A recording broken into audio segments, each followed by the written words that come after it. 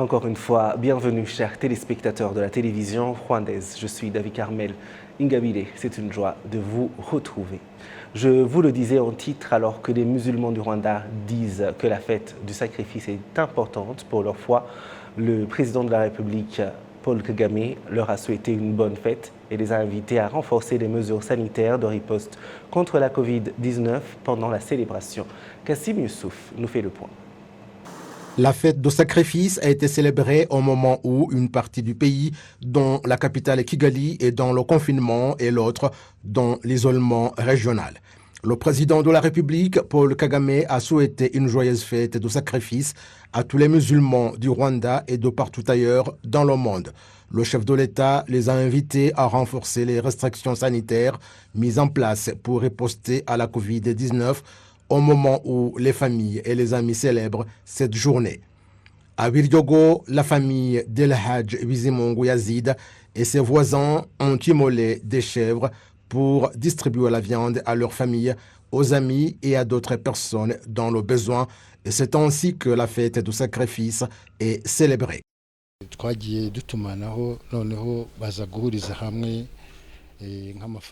Nous avons collecté de l'argent et du bétail pour pouvoir immoler des animaux et donner la viande à la famille, aux amis et à d'autres personnes dans le besoin afin de bien célébrer cette fête.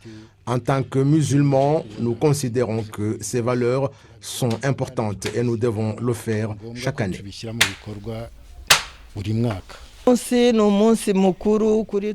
C'est un jour important pour nous musulmans, un jour de don aux autres musulmans et non musulmans, parce que nous sommes tous un, comme Dieu nous l'a commandé dans notre Saint Coran. C'est un jour très important pour les musulmans en général et dans l'islam, car il nous rappelle de faire l'ibada, ce qui inclut toutes les actions qui plaisent à Dieu.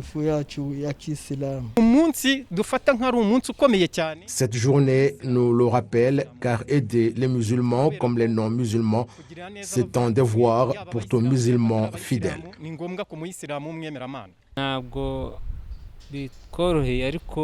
Ce n'est pas facile, mais nous l'avons accepté car les autorités nous demandent de respecter les mesures préventives contre cette pandémie. Aujourd'hui est un jour très important pour l'islam. Le Mufti du Rwanda, Cheikh Hitimana Salim, s'est joint aux fidèles musulmans du district de Nyanza en province du Sud pour célébrer la fête de sacrifice. Des vaches et des chèvres ont été immolées et la viande distribuée à différents habitants, dont des nécessiteux. Dans son message circonstanciel, le Mufti du Rwanda, Cheikh Hitimana Salim, a demandé aux fidèles musulmans d'être caractérisés par l'amour et l'unité tout en restant vigilants face à la pandémie de Covid-19. En toute honnêteté, il s'agit d'une culture et d'une cérémonie fondée sur l'amour, l'unité et la coopération. L'unité est le fondement de toutes choses et il faut le rappeler régulièrement aux gens. Le Coran nous dit que la vie est un don de Dieu et que quiconque enfreint les mesures préventives en place fait une chose terrible parce que l'islam nous interdit d'enfreindre les lois, en particulier les directives venant de nos dirigeants. L'islam exige cela de notre part et quiconque se comporte de cette manière peut s'attendre à ce que des sanctions lui soient imposées et même Dieu punira une telle personne. La fête de sacrifice ou Eid al-Adha commémore la force de la foi d'Ibrahim à son Dieu, symbolisée par l'épisode où il accepte de sacrifier sur l'ordre de Dieu son fils Ismaël. En souvenir de cette dévotion d'Ibrahim à son Dieu, les familles musulmanes sacrifient un animal. Dans les districts qui ne sont pas dans le confinement, les musulmans ont le matin participé à la prière de la fête de sacrifice et dans la ville de Kigali et dans d'autres districts placés dans l'isolement, la prière s'est déroulée à domicile. Plus de 190 000 élèves à travers le pays se disent heureux de passer leurs examens nationaux pour les niveaux ordinaires et avancés ainsi que les écoles techniques, tout en respectant les directives sanitaires strictes pour contrôler la propagation de la pandémie de Covid-19. Patrick Nilidandi nous donne plus de précisions. Alors qu'ils sortaient de la salle après l'examen de mathématiques, certains élèves de l'école Nyagasambu du district de Rwamagana n'ont pas hésité à confirmer qu'ils étaient certains de pouvoir réussir. Nous venons de passer l'examen des mathématiques. C'était facile. Ce que nous soupçonnions n'est pas ce qui est arrivé. Nous pensions que cela aurait été plus difficile. Je m'attends à exceller. L'examen de mathématiques que nous venons de terminer était facile. Nous avons étudié ces choses. Il n'y a aucun problème. Même lorsque nous étions à la maison, nous avions continué à étudier en suivant les cours à la radio. Rubaduka Gervais, dont l'enfant passe actuellement des examens finaux des niveaux ordinaires, affirme que les parents ont fait de leur mieux pour préparer leurs enfants après une année entièrement pleine de défis. Nous leur avons laissé amplement le temps de préparer leurs examens en tant que parents. Lorsqu'ils se réveillaient le matin, nous ne les occupons pas avec trop de tâches ménagères, mais utilisons plutôt leur temps pour réviser. Nous les encourageons aussi à ne pas se laisser distraire. Nous connaissions leur horaire pour les aider à réviser, peut-être dans l'après-midi, puis à se réveiller la nuit vers 3 heures du matin à 6 heures du matin pour réviser.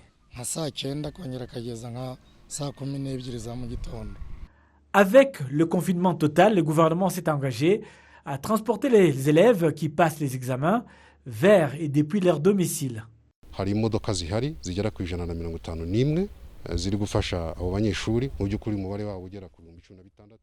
Ces examens sont actuellement en cours, alors qu'en ce moment, le Rwanda se bat contre la pandémie de Covid-19, avec 106 étudiants ou élèves qui passent leurs examens en ayant le virus de Covid-19.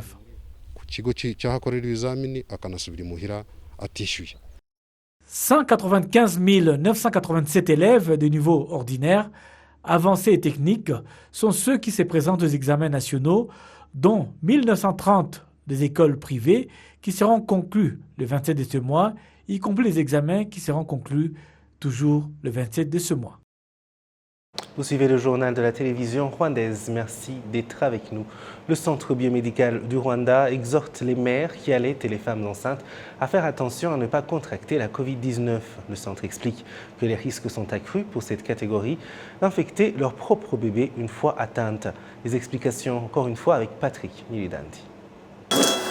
L'hôpital de Kakiro continue de fournir des soins de santé maternels et des services pédiatriques à tous ceux qui en ont besoin pendant cette période où le pays fait face à la pandémie de Covid-19, comme l'a expliqué le directeur de cet hôpital.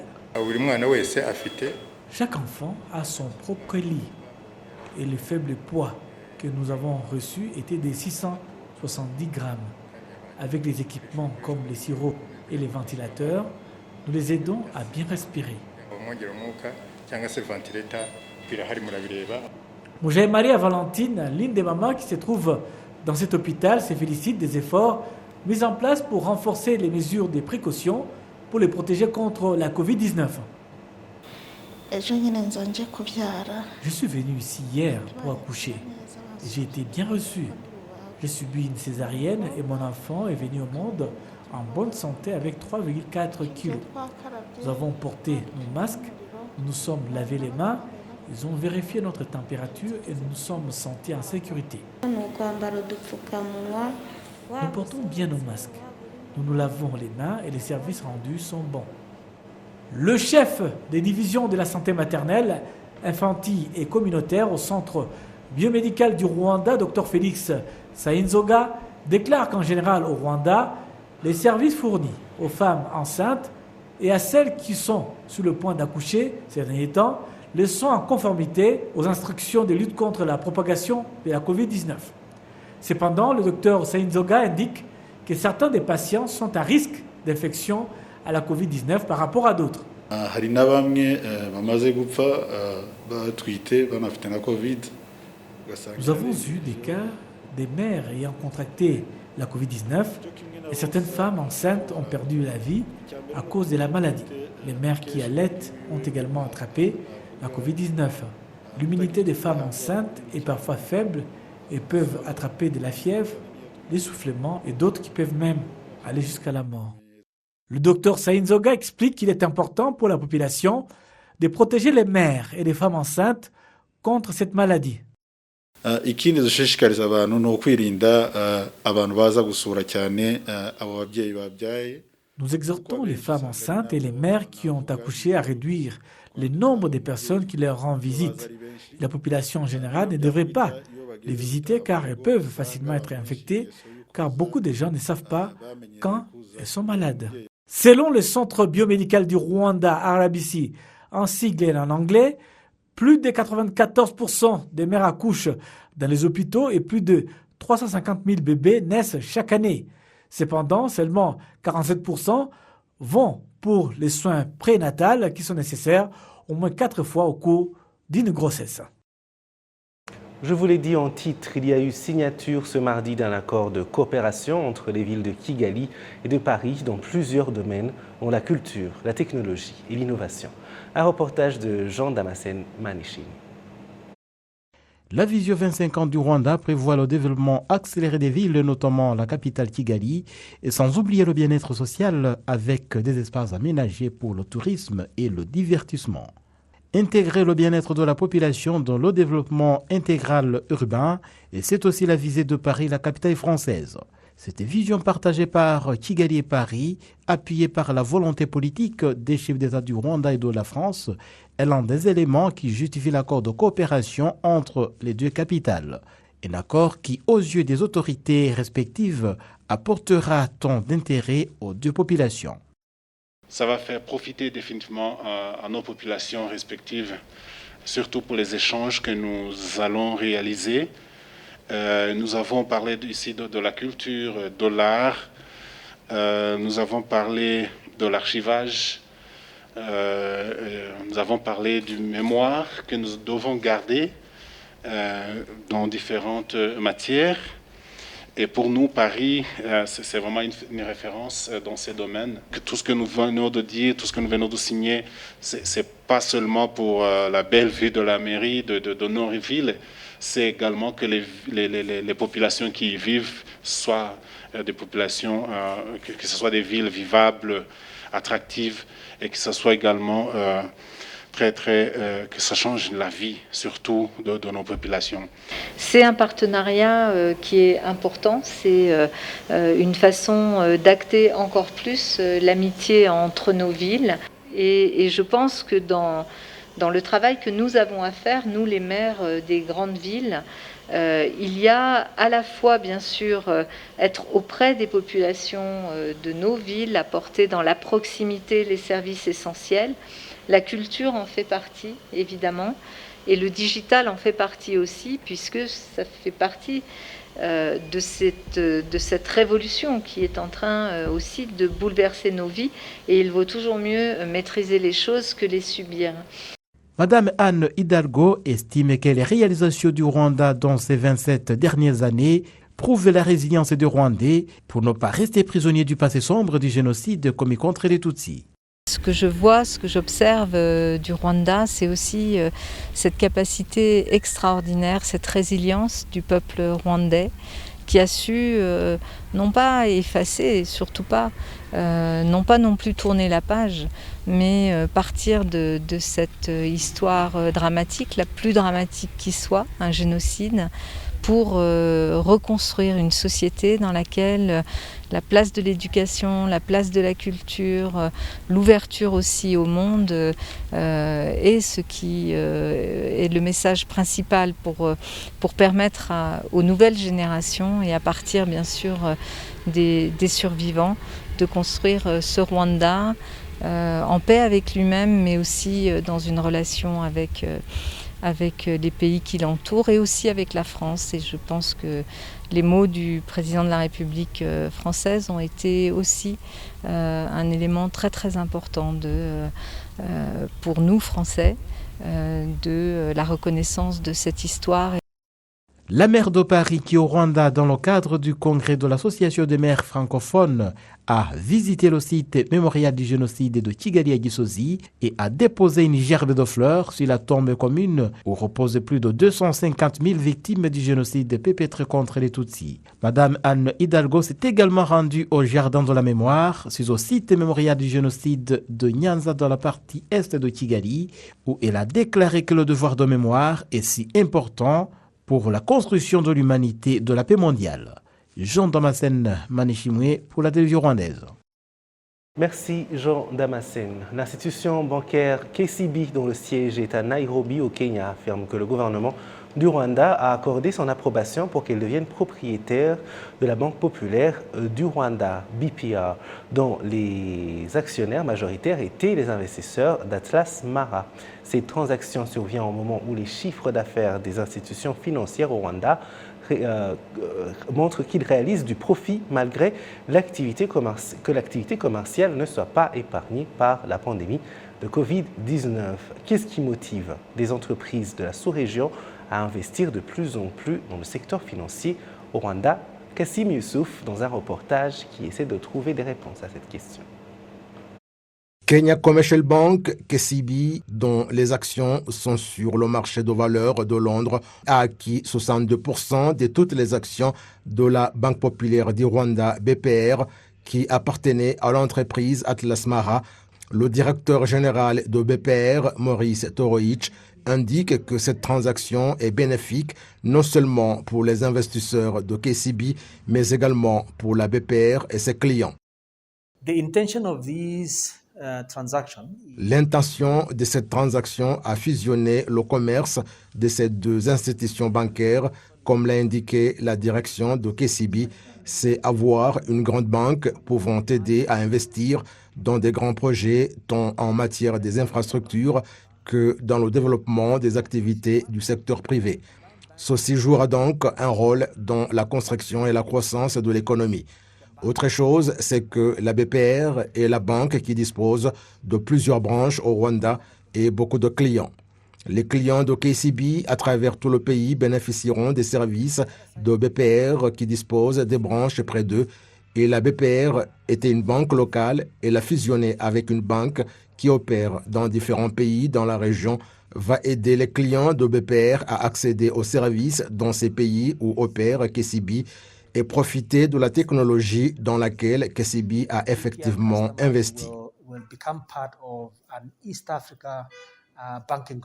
Pour savoir pourquoi des investisseurs financiers de la sous-région considèrent le Rwanda comme un pays propice à leur investissement, Ouizé Joël, qui suit de près le secteur bancaire au Rwanda, indique que la décision d'investir au Rwanda repose sur des études que réalisent ces investisseurs sur la sécurité de leurs capitaux, point de vue qu'ils partagent avec d'autres analystes et experts tels que Moses Nyeibanda de PwC et Simon Mugisha. Avant que les banques de la région viennent dans le pays, elles font une étude sur la situation du pays et trouvent que le Rwanda est un pays organisé, un pays où l'on travaille à n'importe quel moment, un pays où tout système peut fonctionner. La fibre optique est partout dans le pays. Le Rwanda est un pays qui jouit de la sécurité.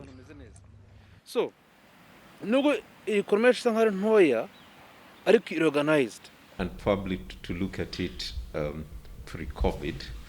Si l'on considère la période d'avant la pandémie de Covid-19, le Rwanda a réalisé une forte croissance économique par rapport à d'autres pays de la sous-région. Cela fait que tout le monde cherche à savoir où investir et réaliser du profit. Le secteur financier, surtout les banques, ont joué un grand rôle dans cette croissance économique, ce qui fait que le Rwanda soit le choix qui s'impose compte tenu des indicateurs à suivre dans le domaine financier qui motiverait quelqu'un à investir, comme beaucoup d'entreprises dans la sous-région, surtout du Kenya, dont le regard est fixé sur le secteur bancaire du Rwanda. igituma tubona amabanki menshi cyane cyane y'abanyamahanga. Ce qui motive les banques étrangères à venir sur notre marché et que les banques locales fonctionnent bien, c'est parce que notre pays est un état de droit dont les lois sont appliquées et facilitent l'investissement. Cela joue donc un grand rôle car aucun investisseur ne peut oser investir dans un pays dont la sécurité n'est pas rassurante, sans confiance dans les lois qui le protègent et sans espoir d'y trouver un marché. Lorsque des investisseurs sont nombreux, cela booste les moyens de servir les clients et favorise la concurrence parfaite car tout le monde vient avec de l'innovation. Nous avons observé des changements avec des services décentralisés et c'est bénéfique pour nous.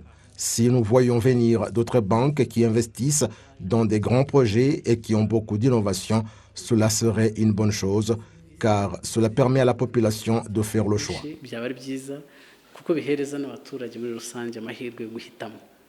Même si KCB est actionnaire majoritaire de BPR, cela ne signifie pas qu'il y aura une fusion.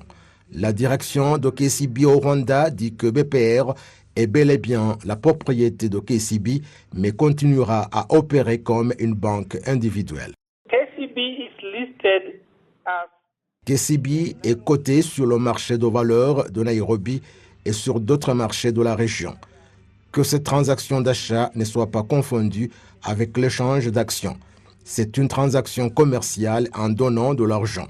Les actions de KCB seront normalement commercialisées, mais on ne se trompera pas si l'on dit que le profit provenant de la BPR en tant que branche de KCB Group sera considéré comme la performance de KCB.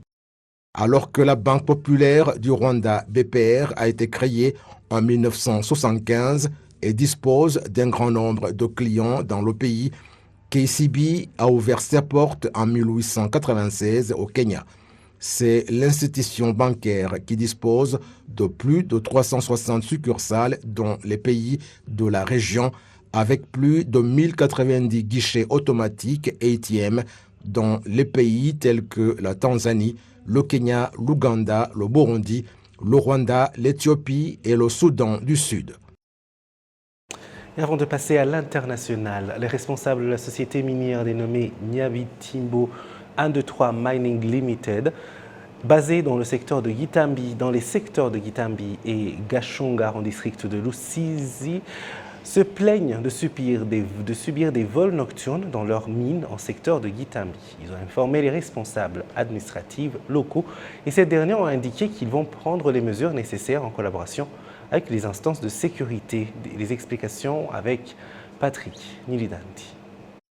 Selon les propriétaires de l'entreprise Nyabitimbo 123 Mining Limited, les mineurs illégaux ont continué à venir la nuit et à creuser leurs mines. Parfois, ces mineurs illégaux viennent creuser dans les fermes voisines qui appartiennent à des gens.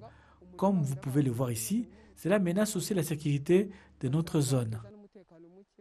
L'entreprise indique qu'elle a essayé d'offrir du travail à la population environnante, mais que cette dernière semble réticente. Et au lieu et place, ils ont décidé de commencer à voler dans les mines de l'entreprise pendant la nuit. Le 2 juillet dernier, autour de 20 h, l'un des gardiens de la station minière, qui se trouve près de la rivière Njambwe, a été agressé par ceux qui viennent voler. Ils sont venus et ont commencé à nous jeter des pierres. Alors nous avons couru. Pendant que nous courions, c'est moi qu'ils ont réussi à attraper. Alors ils m'ont drogué et m'ont fait asseoir près de la rivière. Et puis ils ont commencé à me frapper avec des bâtons et on m'a frappé à la tête avec une manche de houx. Je suis tombé à plat sur le sol et puis ils m'ont laissé là, mais je les ai tous reconnus. L'entreprise revendique une perte de plusieurs millions en seulement 2 mois depuis le début de ces vols. Ils demandent aux responsables locaux de les aider à attraper ces personnes car la plupart d'entre elles résident dans les villages voisins. Chaque personne qui travaille dans ces mines est payée un salaire de 40 000 francs rwandais. Nous avons au total 16 ouvriers, ce qui signifie une base mensuelle.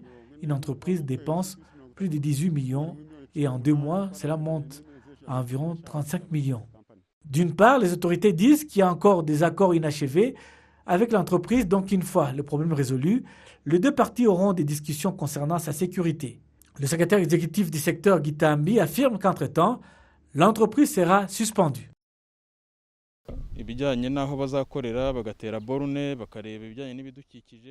Ils n'ont jamais suivi les procédures des mesures du terrain sur lesquelles ils exploitent, compte tenu de l'aspect environnemental, des assurances de leurs travailleurs, de la façon dont ils travailleront avec les matériaux qu'ils utiliseront. Nous avons suspendu l'entreprise afin qu'elle remplisse d'abord les exigences et puis nous lui permettrons de continuer à fonctionner car nous voulons qu'il puisse respecter les termes de notre collaboration pour pouvoir sécuriser la zone. Dans l'entretemps, les propriétaires de l'entreprise ont présenté des documents qui leur ont été délivrés par l'Office rwandais des mines, de pétrole et du gaz et disent ne pas comprendre pourquoi l'administration du secteur prendrait une telle mesure de fermeture de leur entreprise alors que le problème des vols n'est pas résolu.